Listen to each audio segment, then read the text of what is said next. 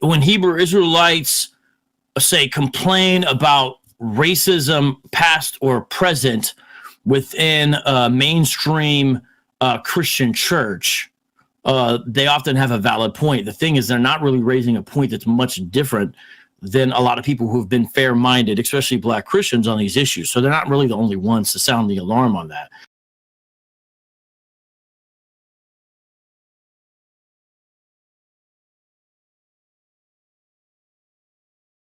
We have seen racism, bigotry, prejudice, especially in the American mainstream church, past and present. When you talk about the large claims, Gabar, that Hebrew Israelites tend to make about history, I got to be frank with you. I find it's almost always wrong or misinterpreted. When you talk about the large claims, Gabar, that Hebrew Israelites tend to make about history, I got to be frank with you. I find it's almost always wrong or misinterpreted.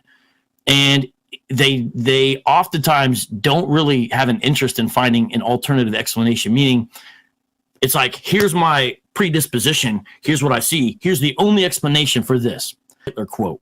You'll see that Hitler quote passed around all the time.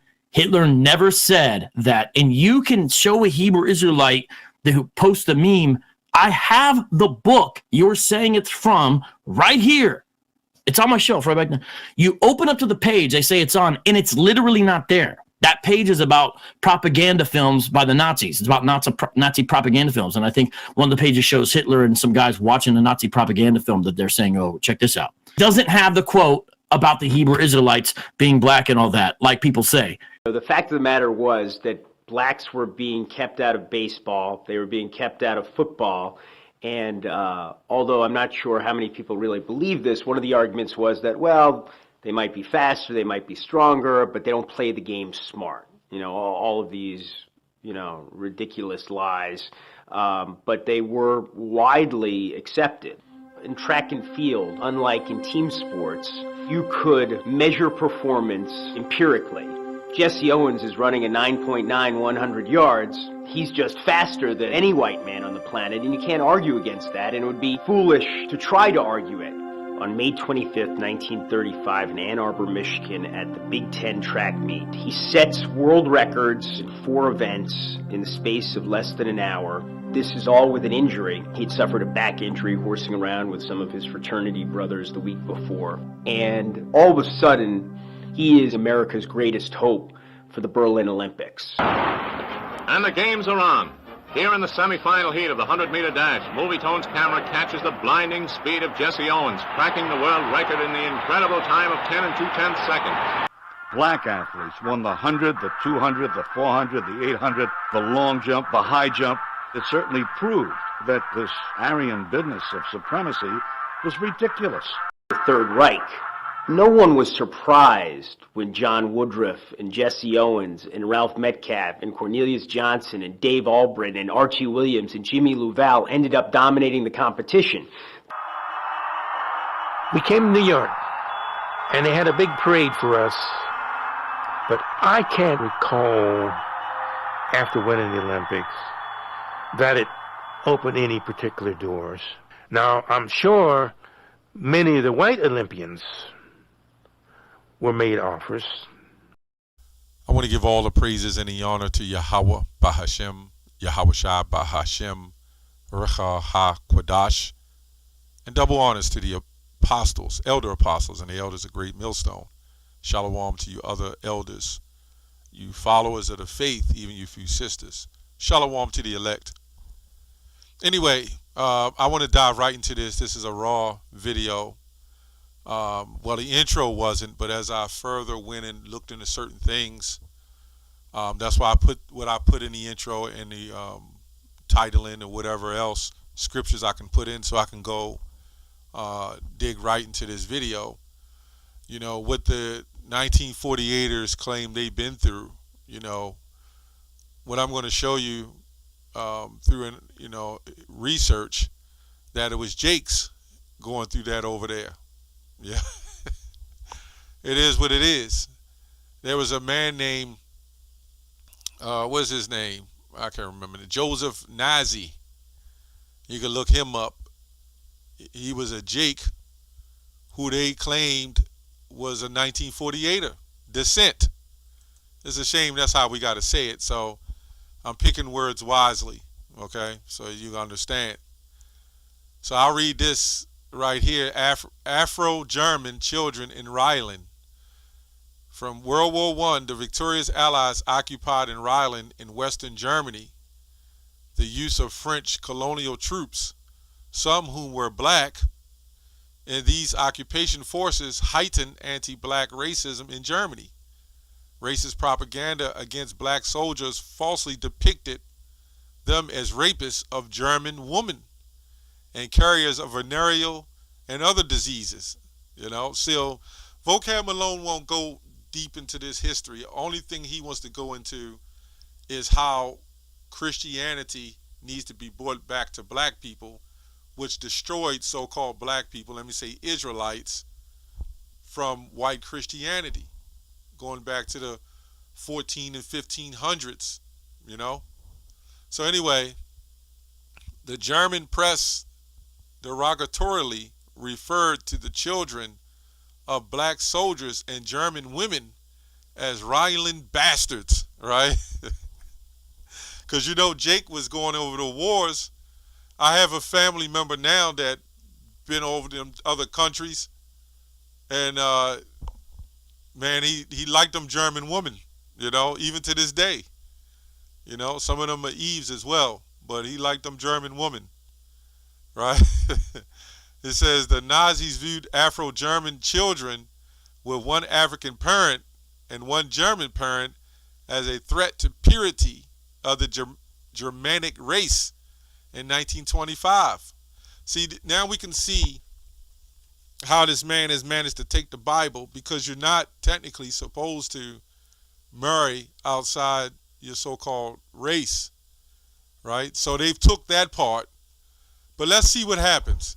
See, they're the only ones can produce and promote pure hatred, but when we teach, the same kind of, through the scriptures, what you should and shouldn't do according to the scriptures, then we become the biggest hate group, It says, Adolf Hitler charged that the Jews had brought the Negroes into Rhineland with the clear aim to ruining the hated white race is necessarily resulting to bastardization. One of the Nazi regime came to power, Afro-Germans were marginalized in Germany. And when you read some of this, you take it a grain of salt, because some of it they're going to go off on, right? Isolated socially and economically and not allowed to attend universities. Racial discrimination. So this goes on what I said, curses shall thou be when I comest in, curse shall thou be when I goest out. We're the only people that no matter where we're hated, nobody wants us, we try to fit in anyway. By the end of 1937, Gestapo had secretly rounded up and forcibly sterilized many Afro-Germans.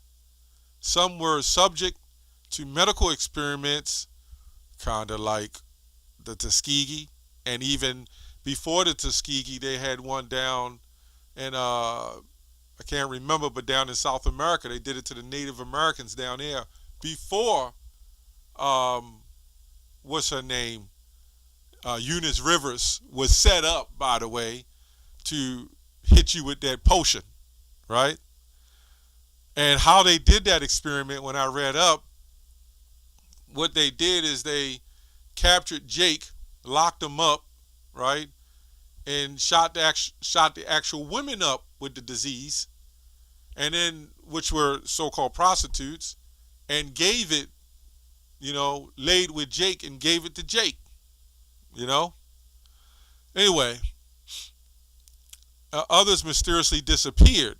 In addition to being persecuted for their race, Afro-Germans were persecuted for other reasons. For example, Hilary Gilges was an Afro-German dancer and communist activist for Dusseldorf, Germany.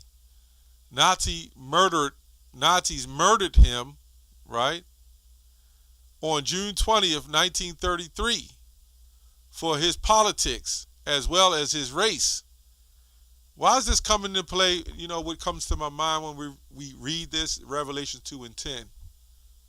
They shall take you in prison for 10 days, you know. Today, Hillary's Gildas-Platz and Dusseldorf memorializes Gildas as a victim of Nazi terror. So what they were doing is the Jakes that was messing with the woman, you know, because you know the German woman wanted Jake. Jake had all the goods. So they got pissed off about that, man. You know, they got pissed off about that. And they start sterilizing them and killing them. You know, they start sterilizing and killing them. You know, and that's to the point. Let's go to Deuteronomy 28 and let's go to 44, I think. It says, he shall lend to thee, and thou shalt not lend to him. Right? He shall lend to thee, and thou shalt not lend to him. You know, this man is in pure power. He shall be the head, and thou shalt be the tail. And even with these athletes, they're going out and they're sacrificing their bodies, you know, for this man's entertainment, and then trading them back and forth just like they did hundreds of years ago. Same thing. And they give them these contracts, and contrary to believe what people believe, they're contracts. So they're not just all your. It's not all just your money. If something should happen to you, you get a portion. You know, if you got a $200 million contract, everybody gets lit up on that. You're under a contract. That's what it was when they brought us here. It was still a contract. It's the same damn thing, right? And if the slave didn't hold honor up to the contract, he ran away. That's why it was business. That's why if they ran away, it would be hard on the owners, because now it's documented that this slave is not, you know, trainable, right? And this is what happened with athletes. If athletes get out of control, they got to let them go, even though they're under these contracts. So the contracts is a form of insurance, even with the actors, you know. This is why when they rebel, like Michael Jackson, Red Fox, Whitney Houston, and various others, they go broke. Tina Marie, and the list goes on. Denzel Washington is not exempt, you know. All these great actors, Terry Crews, so to speak, is not the greatest actor, but he's not exempt. They have to do certain things.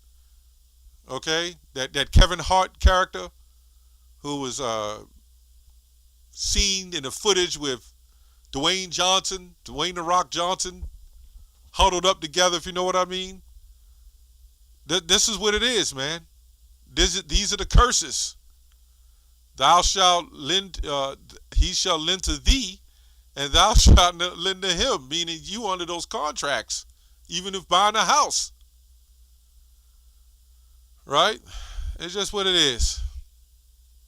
Therefore, verse 48, therefore thou shalt serve thine enemy, which the Lord shall send against thee in hunger, and in thirst, and in nakedness, and in want of all things. And he shall put a yoke of iron upon thy neck until he have destroyed thee. So I find this interesting. I'll go into this too. I find this interesting that Vocab alone and various Christians says Deuteronomy 28 has nothing to do with us, but they uphold the 1948 situation.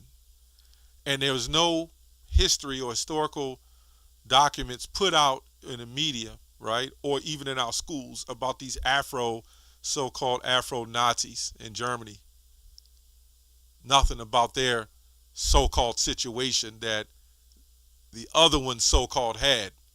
Nothing of that. Nothing about the sterilization and, you know, all that stuff. They did leak the other one with Eunice Rivers, the Tuskegee experiment, as if we see these experiments, you know, happening, okay, and we know what just went on. All for you so-called Negroes, Latinos, Native Americans, and even you other nations that's caught under the banner of these super elites, okay?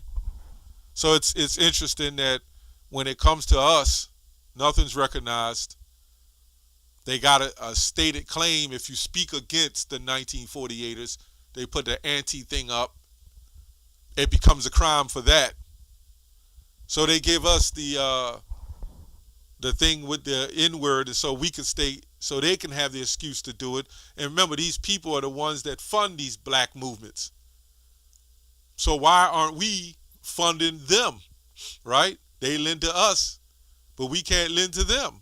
Why? Because we're not in power, and they control the narrative of everything, including this guy here, Vocab Malone, you see on the right. There's a reason why he's set up. He's not doing a very good job. He's only bringing forth people that already just don't hate the Israelites. I mean, that already hate the Israelites. They don't care what he has to say. Some of them don't even care about Christianity. Some of them don't go to church. But because they don't like the so-called black Hebrew Israelites or Hebrew Israelism, they'll side with Vocab. You know, that's all that matters to them. They don't care. So I find this crazy that Vocab Malone is somehow Jesus. We don't know what color he is, but when we was raised, we believed he was white. But there was no vocabs or anybody saying, we don't know what color he is, so stop putting up the white image. Nobody never said that. So when it comes to us, now we're the hate group. We can't be identified as being black.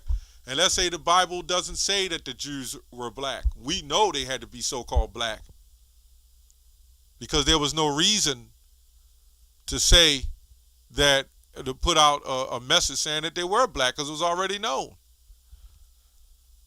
So anyway, that's all I have on that. Shalom.